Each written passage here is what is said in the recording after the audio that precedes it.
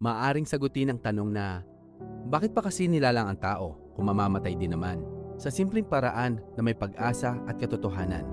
Nilalang tayo ng Diyos hindi lang para mabuhay sandali sa mundo, kundi para magkaroon ng relasyon sa Kanya at ng buhay na walang hanggan.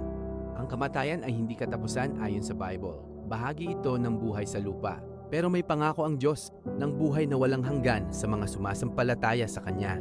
Hindi nilalang ng Diyos ang tao para lang mamatay. Nilalang niya tayo para magmahal, sumamba, at makilala siya. Ang kamatayan ay dumating dahil sa kasalanan, pero nagbigay ang Diyos ng pag-asa sa pamamagitan ni Jesus Christ. Ang buhay natin sa lupa ay parang paghahanda lamang sa walang hanggang buhay. Kahit maikli ang buhay dito, may layunin ang bawat tao.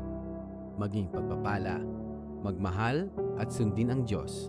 Juan 3:16. Sapagkat gayon na lamang ang pag-ibig ng Diyos sa sanlibutan. Ipinapakita nito na may layunin at pag-asa ang tao. Ecclesiastes 3:11. He hath made everything beautiful in His time.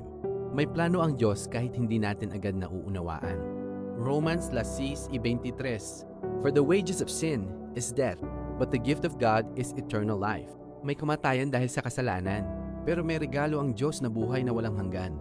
Parang pag-aaral lang, hindi habang buhay sa classroom ang estudyante. May pagtatapos pero hindi ibig sabihin walang sasay ang pag-aaral. Ang buhay dito sa lupa ay paghahanda para sa mas dakilang buhay kasama ang Diyos. Kapag may nagtatanong nito, kadalasan may pinagdaraanan silang sakit, takot o pagkalito. Kaya mahalagang sumagot ng may pag-ibig.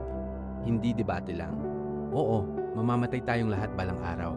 Pero ang tanong ay, handa ba tayo sa buhay na inihanda ng Diyos pagkatapos nito?